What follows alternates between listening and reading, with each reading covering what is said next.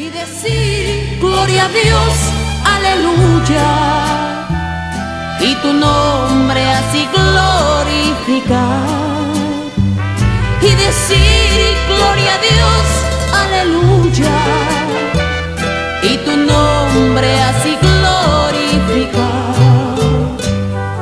Muy buenos días, amada iglesia. En este día, lunes, les saludamos.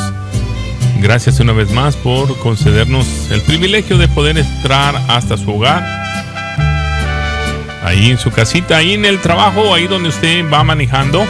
Le agradecemos infinitamente por su participación al estar escuchando Radio Oración. Esta es la voz del corazón de Dios, transmitiendo desde el estado de Carolina del Norte.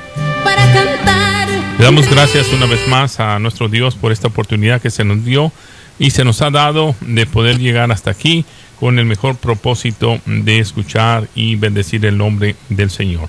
Bueno, vamos a escuchar a nuestro pastor esta mañana. Y bueno, están de manteles largos. El sábado celebraron 17 años a través de este mismo evangelio que se está predicando en todos los lugares. No cambia, es el mismo.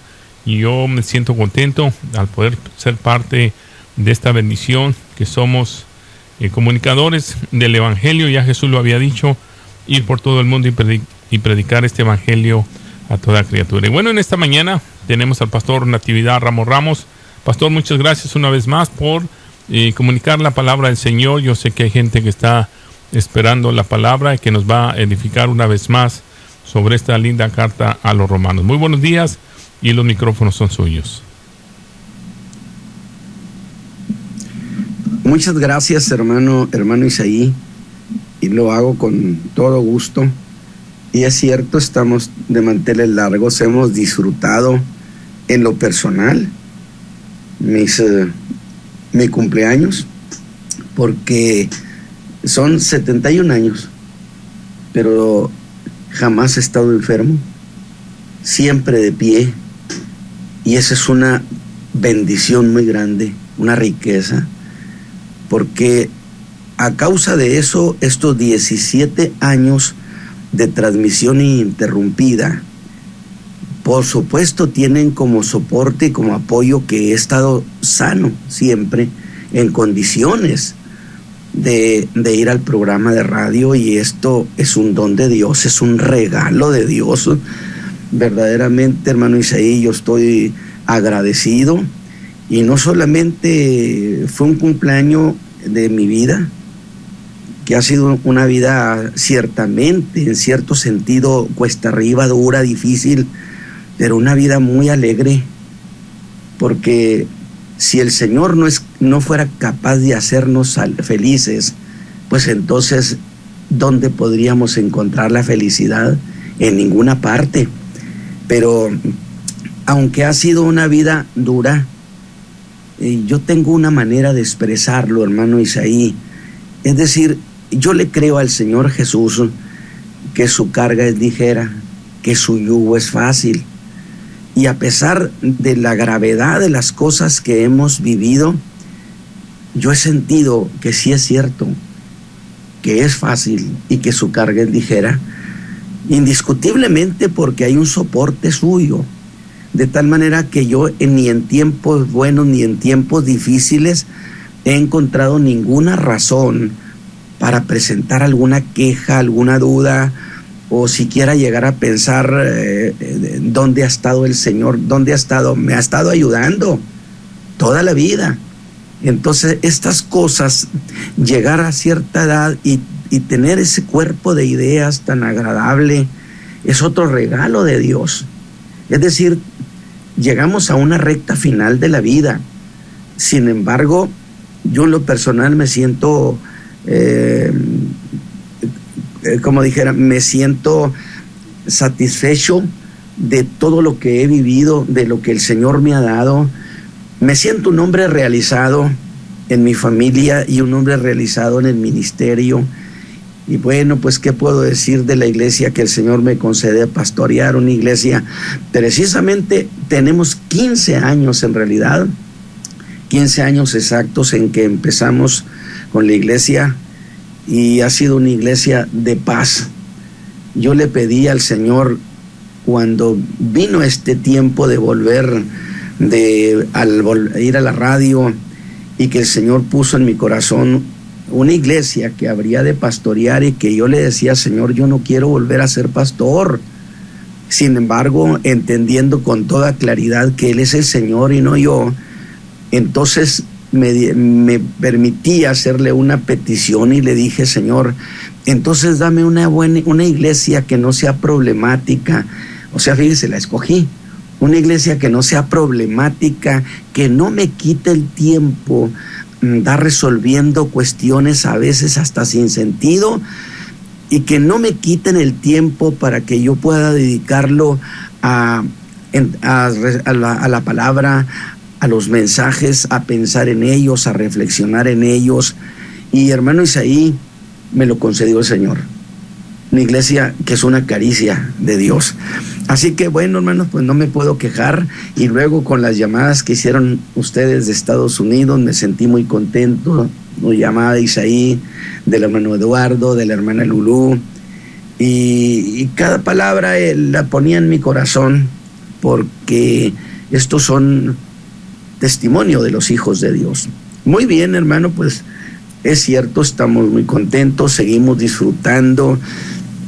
Y el detalle tan bonito de aquella niña, Grecia, niña de 3 años, que por supuesto pues no sabe leer ni escribir, pero que recitó el Salmo 91, y que yo le agradecí, pero luego me sorprendió diciendo, pero sigue el Salmo 23. Válgame Dios, dice, yo no sabía que del 91 seguía el 23, pero usted sígale, mija.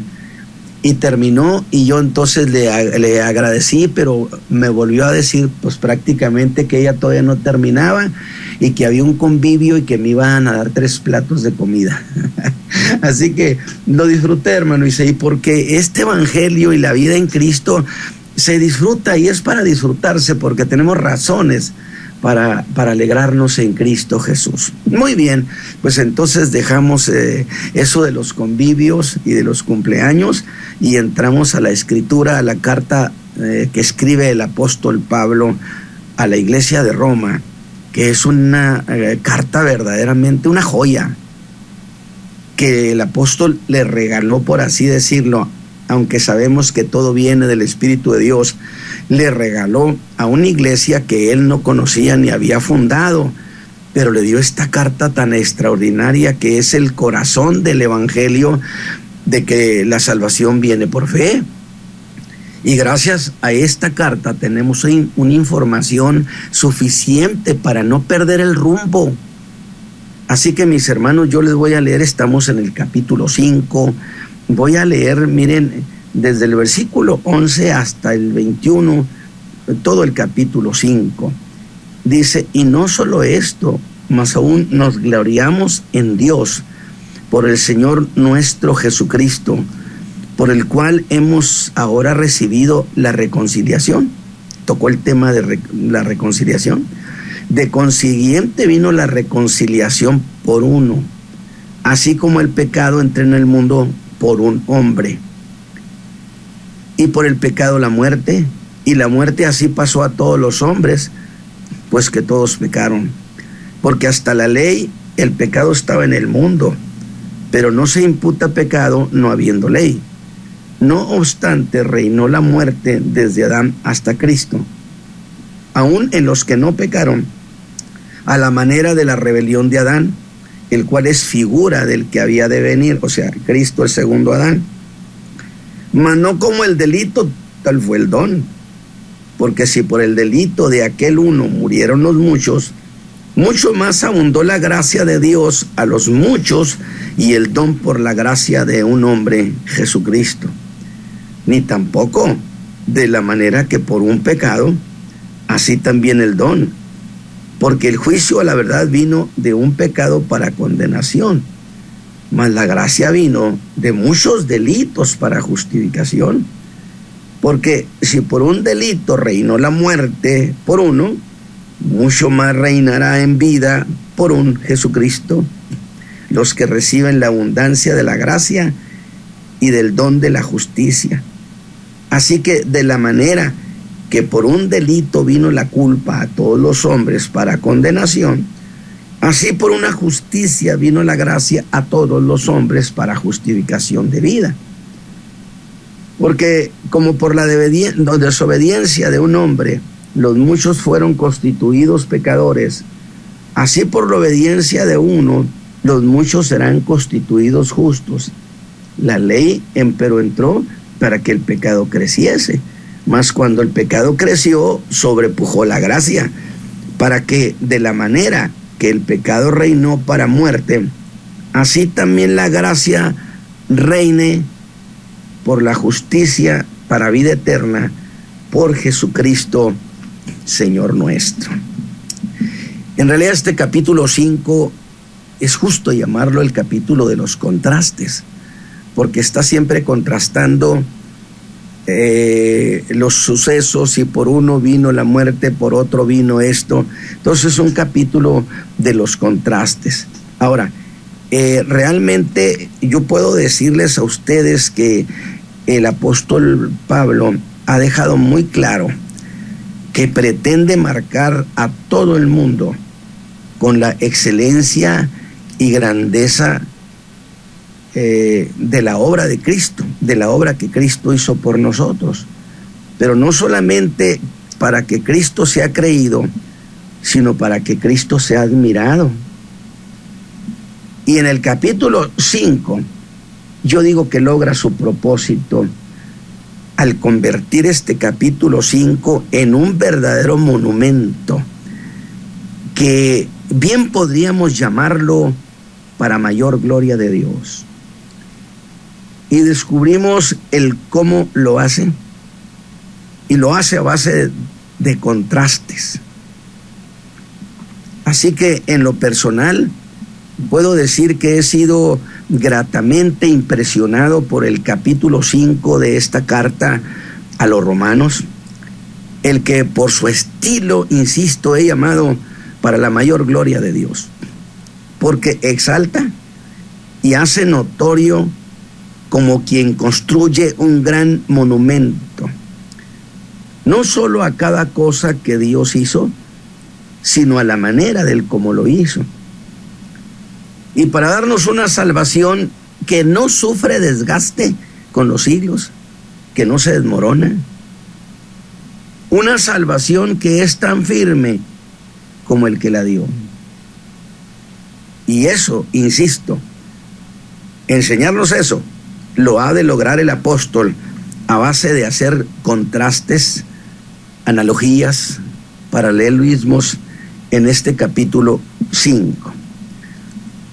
Y yo empecé leyendo el versículo 11, y no solo por esto, mas aún nos gloriamos en Dios por el Señor nuestro Jesucristo, por lo cual hemos recibido la reconciliación. Y esto de traer a colación el tema de la reconciliación es un derivado de lo que ha estado tratando acerca lo que vamos a llamar como, él trató los casos sumamente improbables, de los imposibles. ¿Cómo cuál sería? Bueno, cuando él dice que es difícil encontrar a alguien que quiera morir por un justo,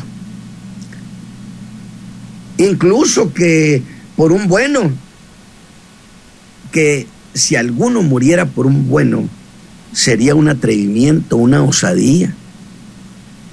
Y cuando hace eso, tenemos que concluir, pues que mucho menos alguien va a querer morir por un pecador. Si por un justo y por un bueno no encuentra usted quien muera por él, pues mucho menos va a encontrar que quiera morir por un pecador. Y el apóstol está entrando al terreno de los contrasentidos. ¿Por qué razón? Porque en realidad buscar a alguien que quiera morir por ellos es pérdida de tiempo. No tiene sentido hacer eso. Pero es cuando Pablo se llena de gozo y se ufana en decir que eso, precisamente ese imposible, es lo que Cristo hizo. Que siendo aún pecadores, Cristo murió por nosotros. De tal manera que es allí cuando el apóstol entra a una cuestión que yo le agrego como de mayor falta de sentido común, diríamos, o de contrasentidos, contrasentido de contrasentidos. Porque mire, ¿qué diremos cuando maneja el contrasentido de que no solamente no éramos justos, no éramos buenos, sí éramos pecadores, pero espéreme, aún más enemigos de Dios? Y que como enemigos, nuestras manos le dieron muerte a su Hijo Santo. Y en ese momento, cuando nuestras manos, por causa de nuestros pecados, le dieron muerte a su Hijo, pues lo propio era que la ira de Dios alcanzara a la raza humana. Pero otra vez nos sorprende el apóstol diciéndonos lo que menos esperábamos que hubiera sucedido, porque no tiene manera, no tiene sentido, porque esa muerte que los enemigos le dieron a su Hijo causó un hecho insólito. ¿Cuál, hermano? Pues que nos reconcilió con Dios. Con su muerte le matamos al Hijo, y entonces, en vez de que la ira de Dios cayera sobre nosotros, causó que nos reconciliara con Dios. Yo digo, pero eso no debe hacerse. Pues no deberá hacerse, pero lo hizo. De tal manera que le matamos al Hijo siendo enemigos de Dios, pero la muerte del Hijo causó que quedáramos reconciliados con Dios, porque no es Dios el que se reconcilia con el hombre, porque Él no es el ofensor. Los hombres nos reconciliamos con Dios a través de la muerte de su Hijo amado. Entonces el apóstol ha dado estos contrasentidos, y precisamente por causa de eso es que en el versículo 11 entra a la idea de la reconciliación. Y no solo esto, mas aún nos gloriamos en Dios por el Señor nuestro Jesucristo, por el cual hemos recibido ahora la reconciliación. ¿Qué le parece? Verdaderamente, esto es para poner esta historia en lo más alto del mundo, para que sea visto por toda la raza humana. Sin embargo, el apóstol Pablo tiene mucho más cosas en mente. Y ahora usa el mismo estilo, fíjese, porque va a hablar del pecado. ¿Y se acuerda usted que cuando trató de resolver o resolvió cómo es que se justifica el hombre con Dios, él acudió según lo que enseñaría la epistemología? Pues si quiere resolver algo complejo, vea las cosas en origen. Y Pablo dijo, pues vayamos con el Padre de los creyentes, vayamos al origen de las cosas, para que Abraham nos resuelva cómo es que él fue justificado. De tal manera que entonces el apóstol hizo eso de traer a escena a Abraham. En su estilo hizo eso. Ahora habrá de hacer lo mismo. Si quiere resolver la complejidad del pecado, dice, pues entonces vayamos con Adán, que es el que causó todo esto, para que entonces allí podamos resolver esta cuestión del pecado. Y a mí me parece extraordinario que por cierto, y ya que tenemos a Abraham a la vista, cuando menos lo menciono porque eso lo trajo acá en el capítulo 4, no me quiero sustraer a la idea de decir lo siguiente, de hacer un comentario sobre las cosas que afirman los judaizantes. En el capítulo 15 del libro de los Hechos, ellos hicieron dos afirmaciones a los creyentes de Antioquía que testificaban que habían sido salvos por Cristo. Ellos llegaron atropelladamente y dijeron con toda la audacia del mundo y la desfachatez, dijeron: no pueden ustedes ser salvos si no se circuncidan y si no guardan la ley. Son dos armas, son dos argumentos que han utilizado toda la vida. Pero entonces, ¿qué le parece si me permite hablar figuradamente y resulta que yo les diría nada más que hay un problema? Aquí en la congregación tenemos al padre Abraham. ¿Por qué no le dicen ustedes a Abraham que se equivocó al afirmar que era justificado? Porque él ni estaba circuncidado, ni lo hizo a través de la ley. Yo no sé cómo resolverían y con qué cara se presentarían frente a Abraham para decirle: nosotros sostenemos que si no te circuncidas y si no guardas la ley, no puedes ser salvo. Imagínese usted el atolladero en que se habrían metido frente a lo que Abraham había afirmado, que fue salvo sin la ley y sin la circuncisión. Pero acá después han afirmado todo lo contrario, pero que en realidad sería una manera de desmentir al padre Abraham. Pero bueno, de tal manera que esto, dije, solamente es un comentario, una acotación, un comentario colateral que no me quise quedar con las ganas de decirlo, porque Abraham fue justificado. Pero dejemos esa cuestión, de tal manera entonces que la Escritura enseña en el versículo 12: de consiguiente vino la reconciliación por uno, así como el pecado entró en el mundo por un hombre, y por el pecado la muerte, y así pasó a todos los hombres, puesto que todos pecaron. Miren lo que ha establecido en este versículo 12, que el pecado entró en el mundo por un hombre. Y aquí yo quiero hacer un comentario que nos dimensione más esta idea. Hace años me tocó presenciar por televisión, aquí a nivel local en Monterrey, un debate entre un ex jesuita llamado Salvador Freixedo. Digo, porque si alguno dice: ¿en dónde, hermano? Salvador Freixedo, que debatió con otro que era sacerdote. Y en su libro El cristianismo, un mito más, este hombre hacía una afirmación muy categórica. ¿Qué es esta? Porque dice la Escritura que por un hombre entró el pecado a todos los hombres. Y él decía que Dios cometió el gravísimo error de poner todo en las manos de un solo hombre, en este caso de Adán. Que Dios se jugó el destino de la raza humana en un hombre y lo perdió. Y que eso era un error estratégico de Dios.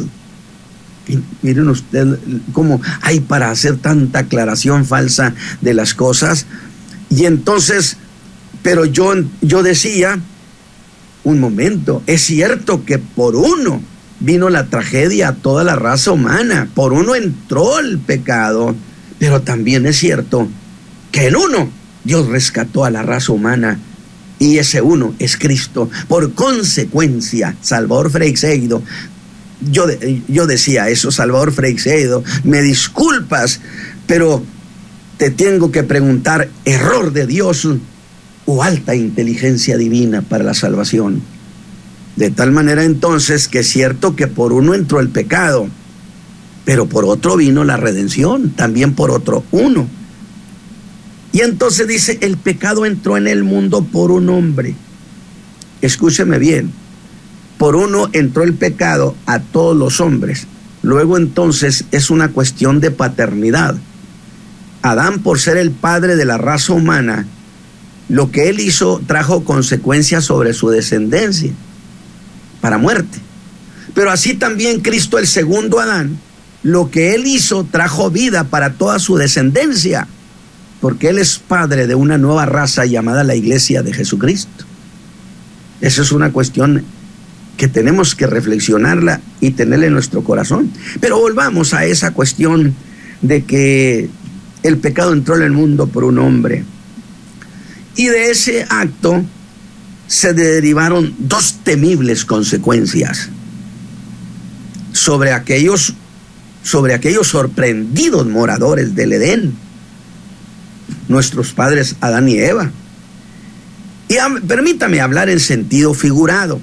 Lo voy a hacer, le insisto, en sentido figurado.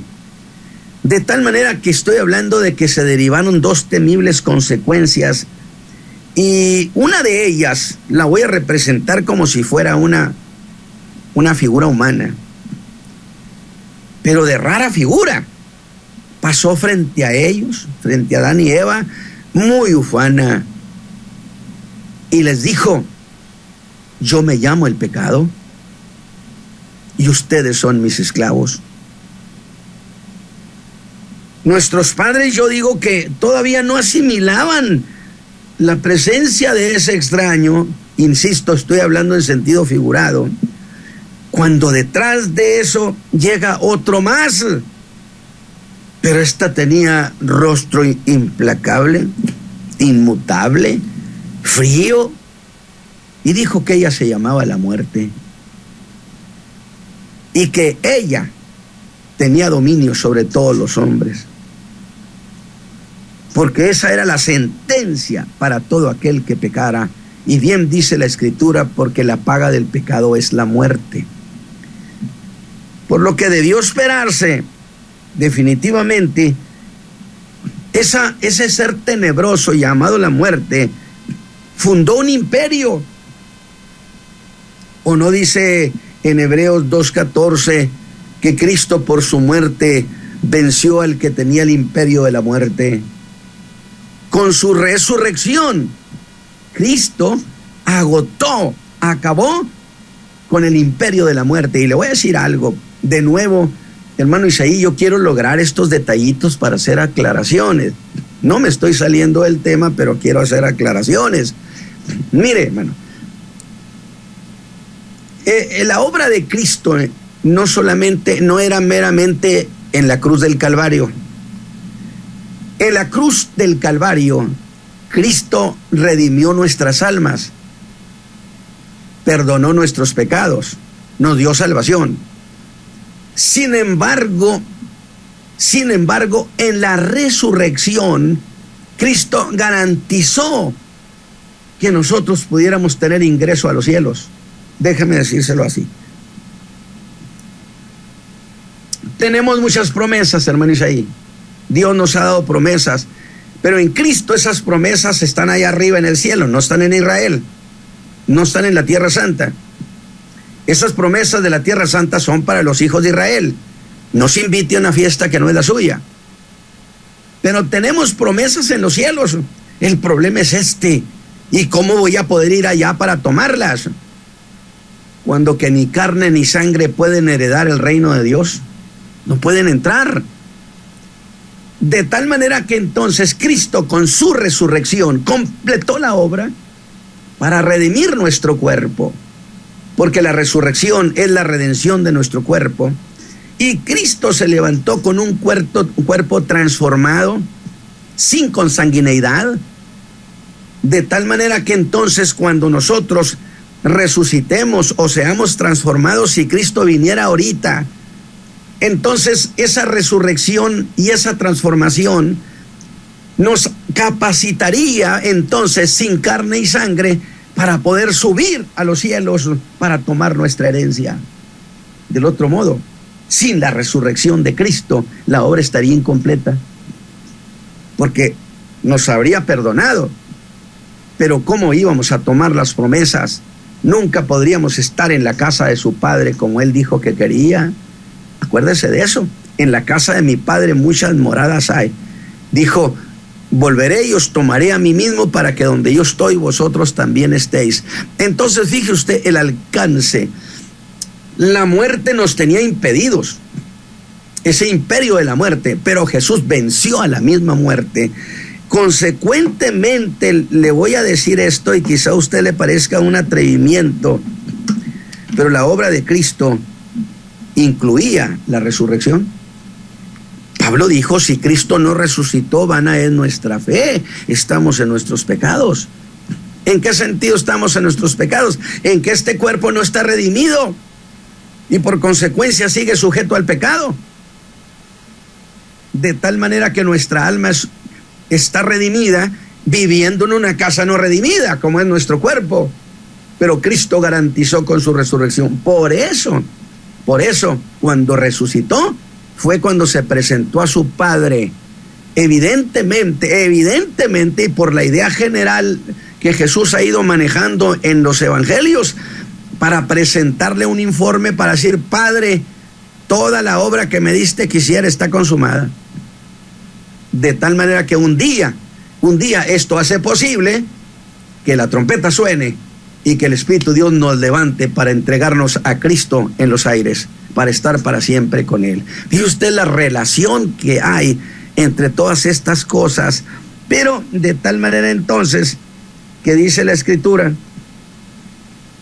que todos pecaron y están destituidos de la gloria de Dios. Desde luego no podemos olvidar que el gran tema del capítulo 5 pues es la justificación. Pero espéreme tantito. Yo estoy muy a gusto con el versículo 12, pero el versículo 13 me saca un poco de idea, porque yo diría, hermano Pablo, pero vuelves a entrar a la cuestión de la ley, porque dice, porque hasta la ley el pecado estaba en el mundo, pero no se imputa pecado no habiendo ley. Y yo le digo, hermano Pablo, ¿pero qué acaso no estaba ya resuelto el problema del pecado? Digo, de la ley. Ya has aclarado bastante, ¿por qué lo traes de nuevo a colación?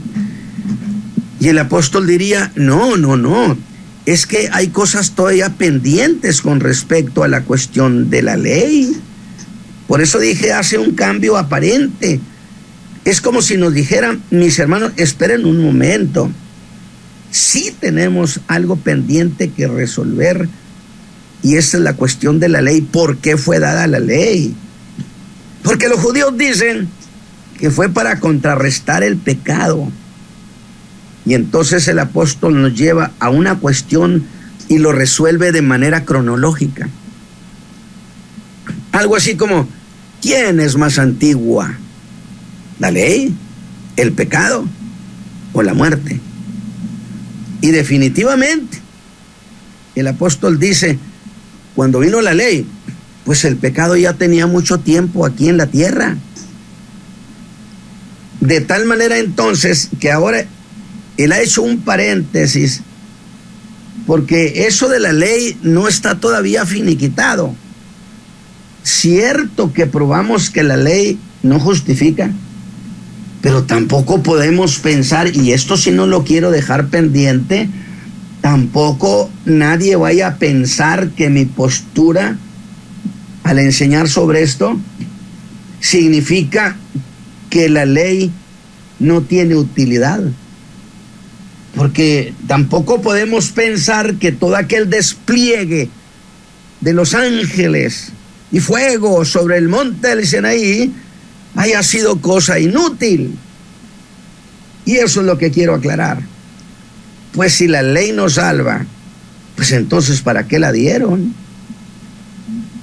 En ningún momento es más oportuno que este. Por eso el apóstol, antes de seguir adelante, dice, resolvamos esta cuestión de la ley.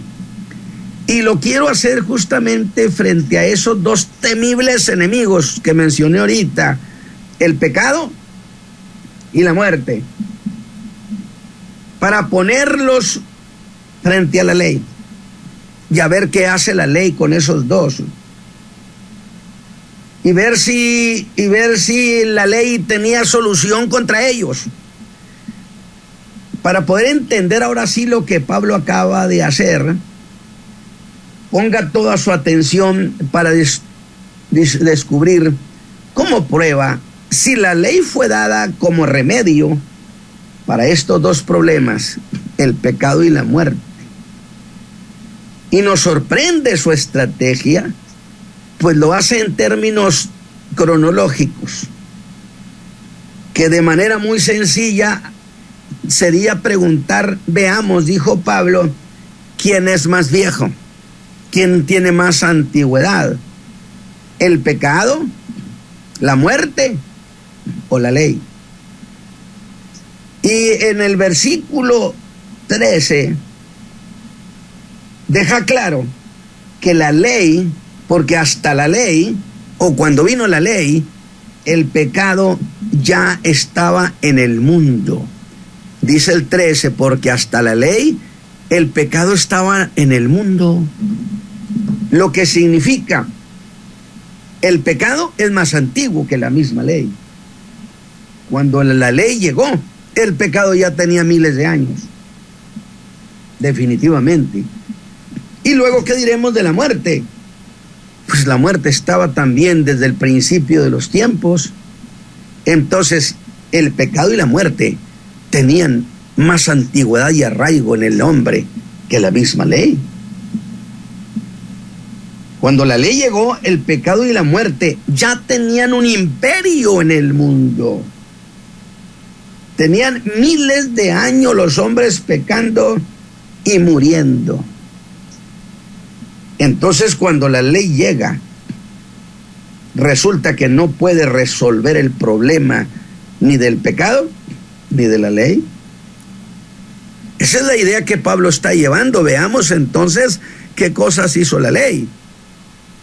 Si vino la ley para acabar con el pecado y para reducir a la nada la muerte. Cuando la ley llegó, dije, el pecado ya tenía un imperio en el mundo de miles de años. Pero entonces veamos esto. Dice la Escritura, el versículo 13, la última parte, porque parece decir que aunque en el mundo había pecado, no se imputaba o cargaba como culpa el pecar frente a la ley, por supuesto. No se consideraba, no se imputaba pecado respecto a la ley, pero de ninguna manera significa que no existía el pecado frente a Dios. Porque si no se imputó pecado al hombre, entonces ¿por qué morían los hombres? Cuando que la muerte es consecuencia del pecado. Si la muerte es castigo por el pecado y Dios no considerara el pecado más que existiendo frente a la ley, entonces nadie se hubiera muerto. ¿Pero por qué se seguían muriendo? Bueno, porque frente a la ley no existía el pecado porque no la conocían. Pero frente a Dios el pecado estaba vigente. Por supuesto que sí. Porque si no hubiera culpa, entonces ¿por qué vino el diluvio?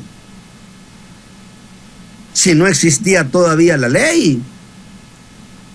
Que quede claro que cuando dice que no habiendo ley no hay pecado, frente a la ley de Dios, porque él está hablando de la ley, está hablando de la ley que Dios le dio a Moisés en el Sinaí. No está hablando del pecado frente a Dios, para que no se haga una interpretación impropia de esto. Frente a la ley, si esta no estaba, pues no existía el pecado contra la ley de Dios. Pero existía el pecado, por supuesto, contra Dios, porque el hombre, aún sin tener ley, su conciencia es ley, dijo Pablo. Los que sin ley pecaron, sin ley perecerán, porque su conciencia es ley. Porque queda muy claro que los hombres todos tenemos una voz interior que le llamamos la conciencia, que es un juez implacable, que no llega a acuerdos con nosotros, que no negocia, y si usted hace mal, la conciencia se lo va a decir, aunque usted le ruegue que no se lo diga. La conciencia, dije, es un juez implacable y es propiamente la voz de Dios adentro del hombre. Y entonces los hombres serán juzgados, dice la Escritura, los que sin ley pecaron, los juzgaron por su conciencia. Y entonces ahí resulta que sí tenían testimonio de lo que era mal. Por consecuencia, aunque la ley todavía no llegaba, pero Dios existía, consecuentemente el pecado contra Dios sí tenía existencia, y de allí el castigo a Sodoma y Gomorra. El versículo 14, mire lo que dice: no obstante reinó la muerte desde Adán hasta Moisés, aún en los que no pecaron. Es decir, la ley no había llegado, pero como quiera, la muerte ya reinaba desde Adán hasta Moisés, aún en los que no pecaron, a la manera de la rebelión de Adán, el cual es figura del que había de venir. Pero déjeme decirle una cosa: el apóstol Pablo nos va a deleitar otra vez con los contrastes. En el versículo 15 dice Pablo: mas no como el delito fue el don. Lo que nos lleva a preguntar, hermano Isaí, pues ¿qué tan grande fue el delito? ¿Se puede saber? Sí se puede saber. El delito es tan grande, por supuesto, como tan grande fuera Adán. Veamos esto. Adán era solo un administrador de lo creado. ¿Qué tan grande entonces fue el delito de Adán? ¿Y qué tan grande es el don? ¿Sabe cuál es la diferencia, mi hermano? La diferencia es entre la distancia que hay entre Adán y Cristo. Adán, un hombre limitado, mientras que Cristo, siendo Dios, es el Verbo. Por lo tanto, la diferencia entre Adán y Cristo es la diferencia entre el delito y el don. Por lo tanto, dice, cuando el pecado creció, lo sobrepujó la gracia. ¿Que para qué vino la ley? El versículo 20 lo aclara. La ley empero entró para que el pecado creciera. Es decir, ¿crecer en qué sentido? En el sentido de que la ley me abrió los ojos y me di cuenta qué tan pecador yo era, y lo vi que el pecado se engrandeció frente a mis ojos, dijo Pablo, porque yo quería guardar la ley, pero no podía, y el pecado se dio el lujo de mostrarme lo poderoso que era. Pero cuando el pecado creció, lo sobrepujó la gracia. Ahí nos vamos a quedar esta mañana, hermano Isaí, con estas ideas tan preciosas, de tal manera que podemos afirmar que este capítulo es el capítulo para la mayor gloria de Dios, porque lo que Cristo hizo por nosotros, siendo no nomás pecadores, sino siendo enemigos, con la muerte de su Hijo nos reconcilió con Dios. Luego no solamente eso, sino que el apóstol lleva el problema del pecado. Pues vayamos con Adán. Allí empezó el pecado, resolvámoslo desde allí. Y entonces el pecado de Adán es lo que se conoce como el pecado original. De tal manera que entonces yo tendría dos problemas en mis manos. Por un lado, el pecado original, es decir, Adán pecó, y por ser nosotros descendencia suya, el pecado se transmitió, esa herencia se transmitió a todos los hombres, de tal manera que no hay un solo hombre que no haya nacido en pecado. Y aquí voy a hacer otra vez una aclaración, la voy a lograr, hermano Isaí, total. Dice, no hay un solo hombre que haya nacido sin pecado, en absoluto. Por consecuencia, cuando se trató de redimir al hombre, era necesario que ese hombre no tuviera pecado, porque cualquier hombre que tuviera pecado necesitaba un redentor, y él no podía redimir. Precisamente ese problema lo resolvió Dios cuando el Espíritu Santo engendró en María a Jesús, de tal manera que no fue engendrado por hombre. Por consecuencia, en él no se transmitió la herencia del pecado, porque no se transmite por la mujer, sino por el varón, por el hombre, que es cabeza de la raza humana, que es cabeza de familia.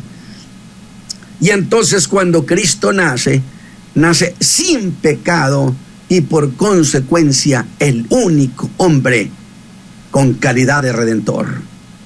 Gracias pues a Dios, porque el hombre ha tenido el pecado original y en segundo lugar sus propios pecados.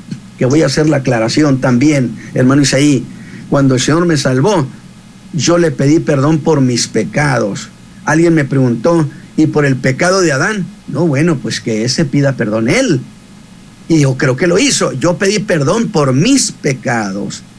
Sin embargo, Cristo habrá de tratar con los pecados y con el pecado. Allí nos vamos a quedar esta mañana, mis hermanos, y yo espero haber podido explicar, porque entramos a temas muy complejos, pero yo espero haber sido útil para ustedes, mis hermanos.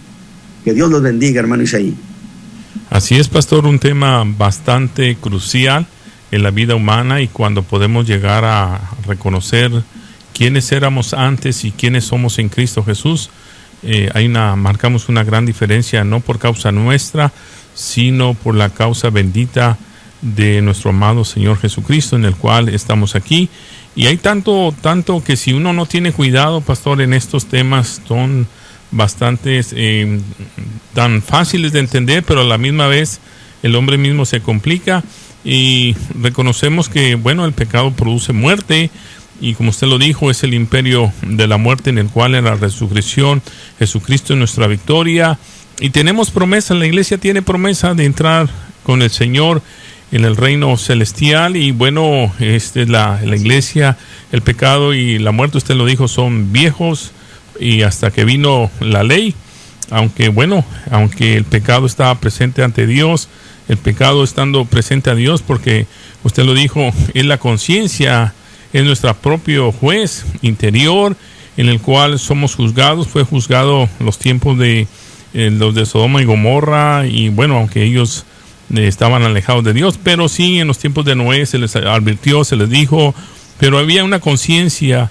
Y qué bueno que usted aclaró eso, porque a Adán se le dio la administración, como dice el Salmo 8, donde todo lo administraba este hombre Adán, y lo descuidó. Y precisamente cuando Jesús se confronta a Satán, en aquel momento, cuando le dice, todos estos reinos te daré, porque le había quitado al hombre, le había quitado todas estas posesiones, y se le fue entregado a este príncipe de las tinieblas. Pero reconocemos que el momento es oportuno, y que ahora cuando el infinito, que viene siendo Jesucristo, se encarnó, se hizo finito, yo creo que estamos más que bendecidos al poder realizarnos en Cristo Jesús. Toda obra del enemigo ha sido derrotada cuando no solamente Jesucristo murió, sino resucitó. Esta es la victoria más segura que tenemos en Él.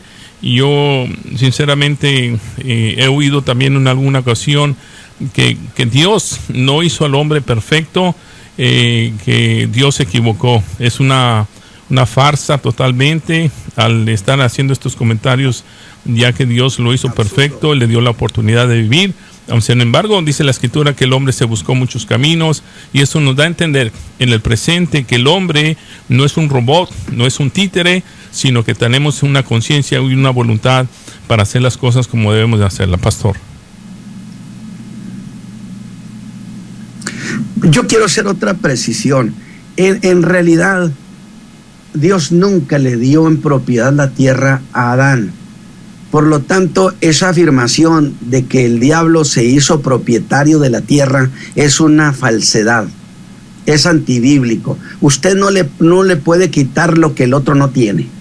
Adán no era el propietario, eso sí era el administrador con derechos de señorío y dominio. Eso fue lo que Adán perdió en manos de Satán y que Cristo rescató. De tal manera entonces que nunca se diga, es que el diablo es el dueño de la tierra. Me perdona, pero la Biblia dice, mía es la tierra, dice Dios, porque yo la hice. Y si el diablo quiere tener una tierra, que se ponga a hacerla. Y es más, aunque la haga, a ver dónde la pone, porque el vasto universo le pertenece a mi Dios. Yo no le hago esas concesiones al diablo, mis hermanos. Todo le pertenece a Cristo Jesús. Gracias, hermano Isaí. Amén. Bueno, gracias, pastor. Será el miércoles. Si Cristo no ha venido, le agradecemos por su participación en esta mañana. Y bueno, es un tema muy maravilloso en el cual tenemos conocimiento que tenemos redención a través de Jesucristo. Será hasta el próximo miércoles de 9 a 10 de la mañana. Gracias una vez más. Le agradecemos a usted que ha estado con nosotros en esta carta, los Romanos capítulo 5. Mi corazón ya sabe amar, sabe amar. Cristo lo cambió, puso en él fuerza y paz. Este corazón sabe amar y perdonar. Hoy corazón, qué cambiado estás.